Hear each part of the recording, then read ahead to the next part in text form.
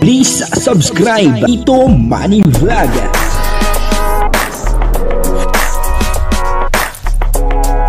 Payagan po si Tito Manny Vlog na mag-reactor para pambiling gamot sa kanya pong karamdaman. Wala man siyang records ng ng awayan.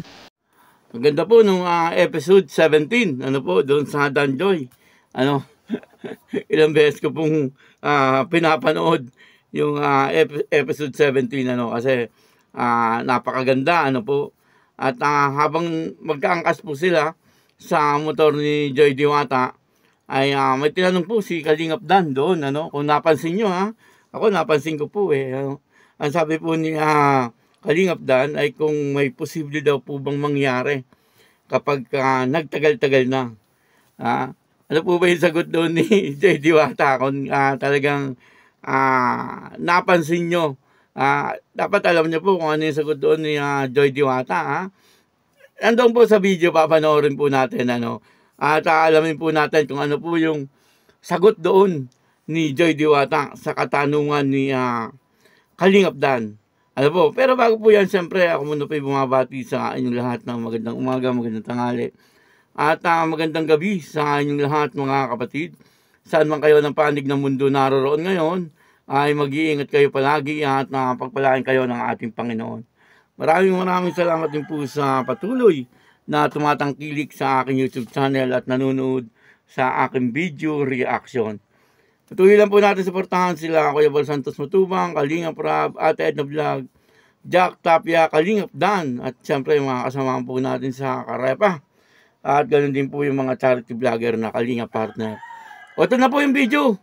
Na kung saan ay ang tinanong ni Kalingap Dan, etong si Joy Diwata, na kung pag nagtagal-tagal ay may posible daw po bang mangyari.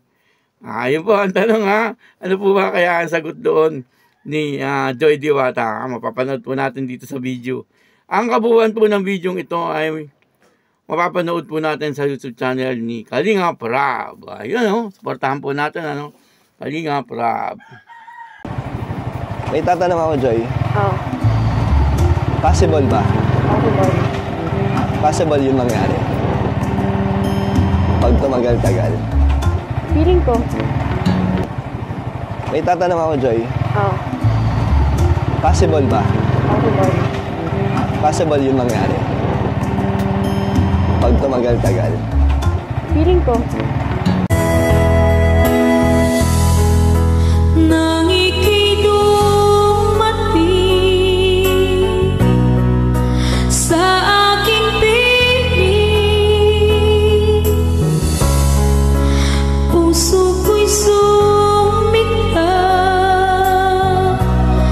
dahil kasama ka.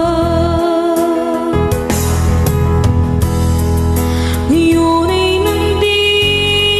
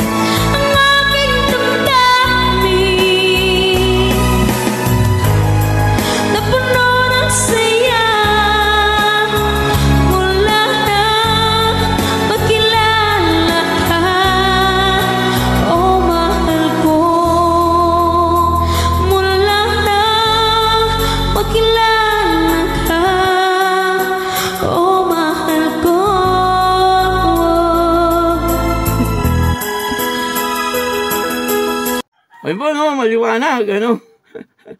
Napanood natin yung video, no, at nilagyan ko po na konting music sa hulihan para sa ganun ay medyo romantic yung dating.